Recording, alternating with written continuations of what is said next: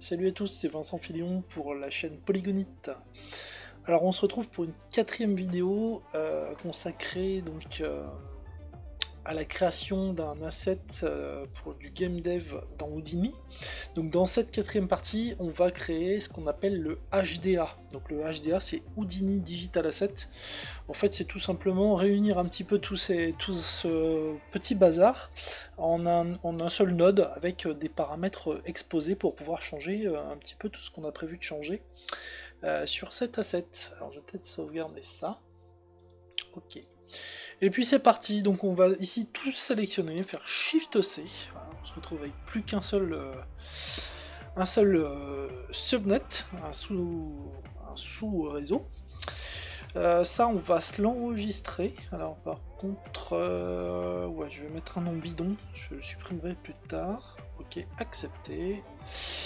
Et puis là, c'est donc ce qu'on a ici, c'est l'interface de création d'interface. Voilà.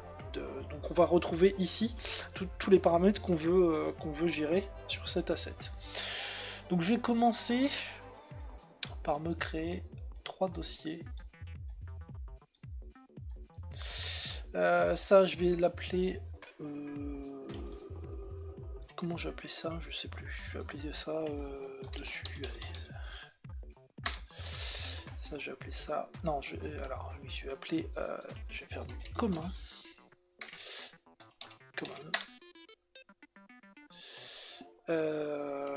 Ça, j'appelle ça dessus.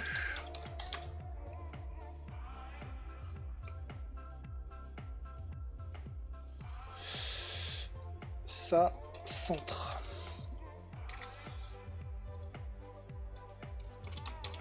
Dessus, dessous. Désolé, les noms sont un peu pourris. On va pas passer trop de temps là-dessus. Ok.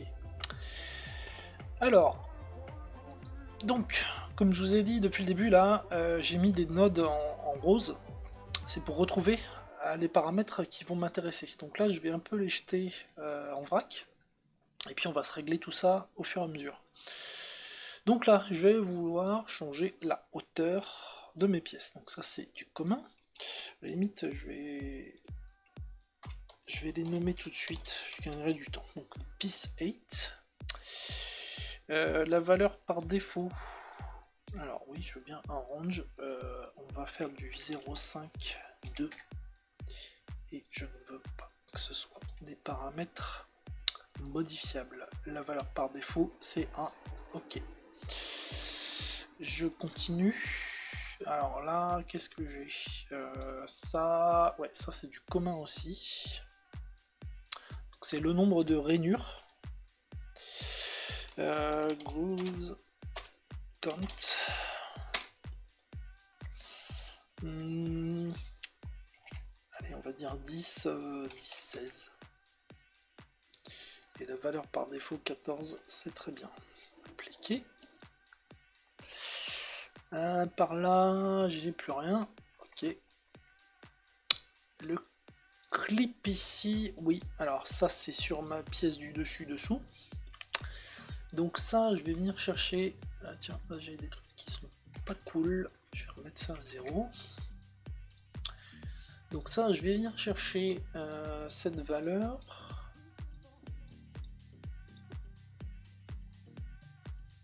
Dessus-dessous, oui. Et je veux pas que ça dépasse, allez, 0,35 et 0. Je vais verrouiller ça. Et la valeur par défaut, moins 0,35. Non, moins 0,30. Allez. Ok. Ici, même chose.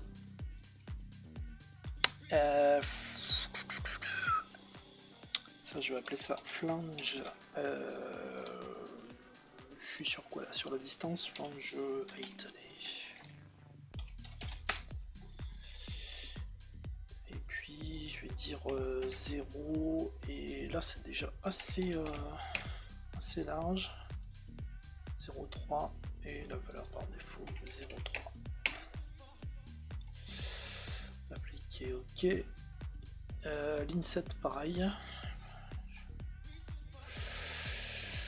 Je vais appeler ça comment? Plunge inset.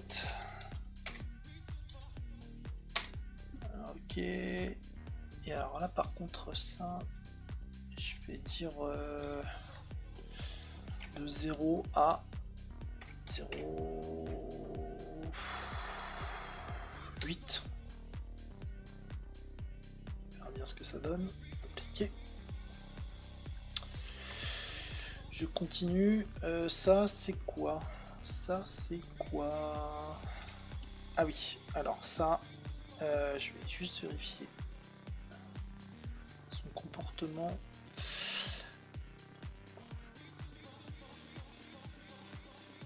Ouais. Alors, ce que je vais faire, c'est que je vais venir mettre la valeur maxi ici. Hop là, pardon. Allez, la souris.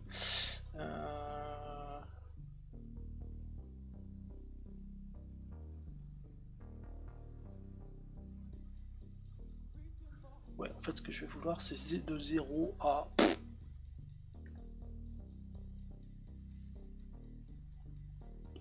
moins 0,5, allez, on va dire ça. Donc ça, c'est sur dessus aussi. Hop.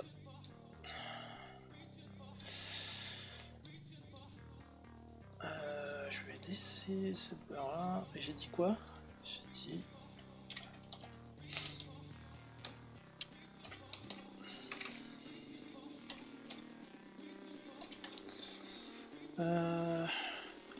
J'ai dit quoi?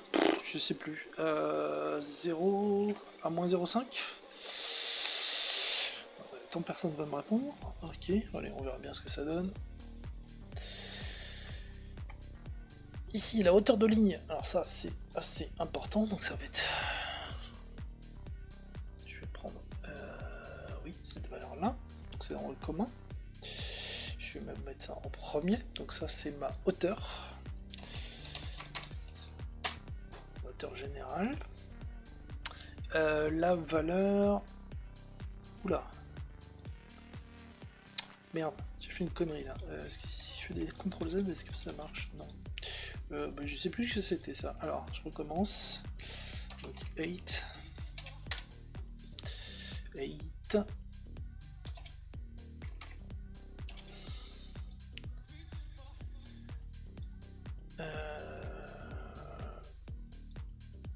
Je crois que je suis en train de faire de la merde. Alors attendez. Paf paf paf. Distance 2. Qu'est-ce que j'ai fait? Parce que lui, c'est pas un float, lui. Hein, si. Alors, ça y est, je suis en train de me perdre. Faut que je teste. Paramètres, donc... Ça marche. Ça marche. Ça marche. Ça, c'est pas les bonnes valeurs. Mais c'est pas ça qui m'embête, c'était... C'était quoi?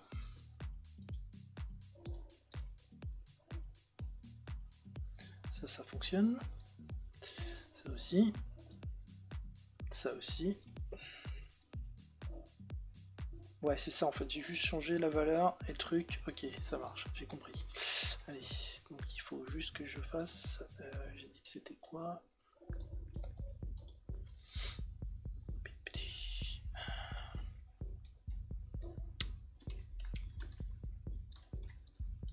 Hop là.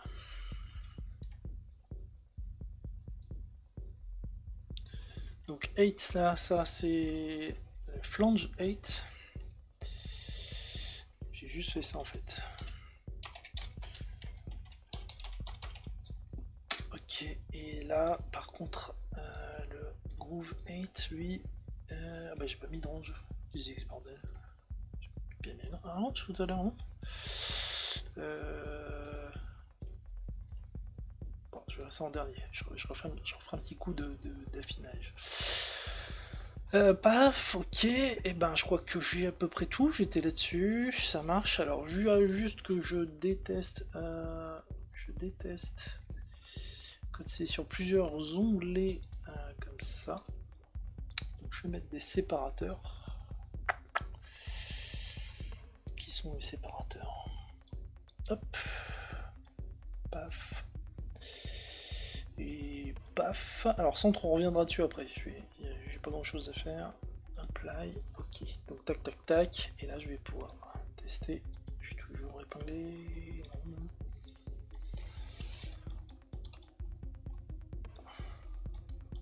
Ok, donc la hauteur. La hauteur fonctionne.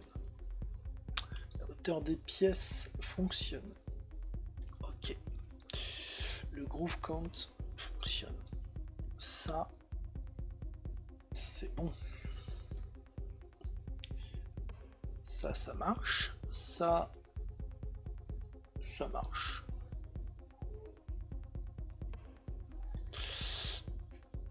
Ça c'est ok. Non, alors attendez.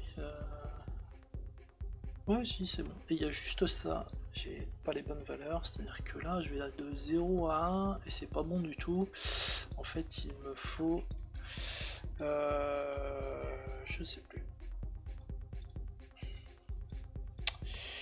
Je sais plus du tout. Je crois que j'ai dit 0 à moins 0,5. Non, alors du coup, c'est moins 0,5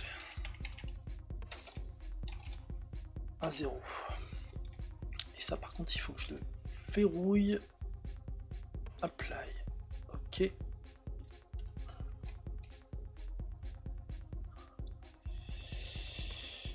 Ouais, ça marche. Ok. Allez, bah là, on n'est pas loin de la fin. Alors, il y a un dernier paramètre que je veux rajouter. C'est un petit peu différent, c'est pour ça. Il est un petit peu différent des autres, c'est pour ça que je l'ai gardé pour la fin. C'est que là, je veux générer du seed. Donc, c'est-à-dire qu'en fait, là, on a une rotation de chaque pièce les unes par rapport aux autres. Là-dessus, je vais vouloir générer du seed, donc un paramètre, comment dire, une itération sur l'aléatoire. On va le créer, je pense que ce sera plus parlant à la fin. Donc pour ça, ici, je viens sur centre, je vais aller me chercher un nombre float, et puis je vais tout simplement l'appeler orient seed. Par contre ici le nom va être important, orient seed parm. Alors vous pouvez mettre ce que vous voulez, hein, c'est juste qu'il est important pour le retrouver. Accepter. Ok, et donc en fait ça, je vais venir ici sur mon copy stamp ici.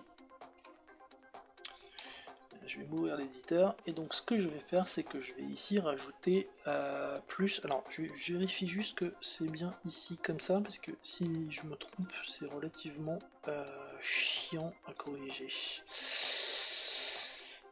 Et là-dessus, comme j'ai assez facilement, je me trompe assez facilement, donc ça m'embêterait de le faire maintenant. Ok, c'est bien exactement où je voulais le coller. Putain, je commence à maîtriser des trucs. Donc plus channel, tac tac, point slash, et j'ai appelé ça donc orient. Alors point, ça sera mieux. Orient, et là il vient me le trouver. Paramètres, appliquer, accepter. Sa valeur par défaut, je vais la changer à. Alors je vais par contre mettre un range. Je vais mettre 0,10, c'est bien, ouais. 0,10 c'est un peu juste 0,20, voilà. Et puis je vais mettre une valeur par défaut à 10. Tac, apply. Et normalement c'est tout bon.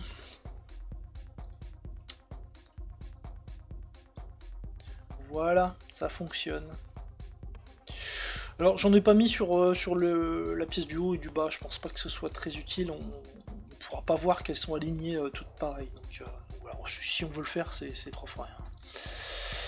Et ben écoutez, voilà, on touche à la fin de la création du HDA, donc on a bien notre subnet, pardon.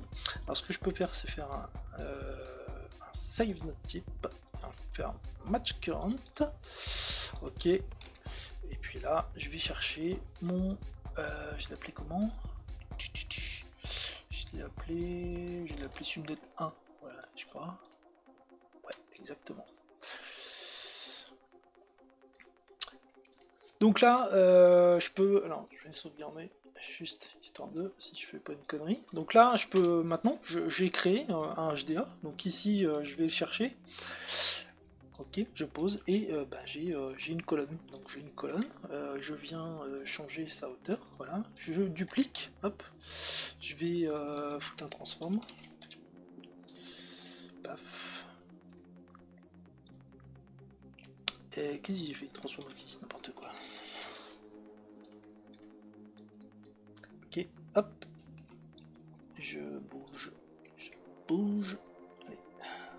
Ok, et là j'ai une deuxième colonne. Celle-là je peux l'afficher, je peux le mettre comme ça, hop. Là je change, j'en sais rien, sa hauteur. Bah, ça j'aurais peut-être pas dû y toucher. Mais... ok, oriented. Voilà, j'ai une seconde colonne.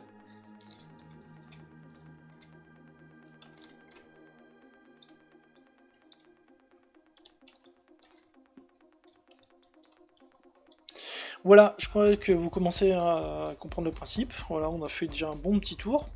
Et puis voilà, je vais stopper là pour cette vidéo. Et puis je vais maintenant préparer. Je vais peut-être faire un tout petit peu de choses offline. Mais je vais préparer donc la génération automatique de X colonnes qu'on veut. Donc ce que je vais faire dans la prochaine vidéo, c'est générer un mesh adapté aux jeux vidéo. Donc triangulé, ce qui fait qu'on n'aura plus du tout de soucis normales, etc. Et puis je vais faire un bake automatique des normales. Je vais me limiter au normal pour au niveau des sets de texture. Et puis je vais demander à Houdini de créer un réseau pour m'en sortir automatiquement, je sais pas, 50, 200, 2000, voilà, ce qu'on veut. Il suffira de cliquer sur un bouton Render, le laisser tourner X temps, et puis bah, on revient et on a 2000 colonnes différentes si on le souhaite, quoi. Voilà. Allez, à tout de suite.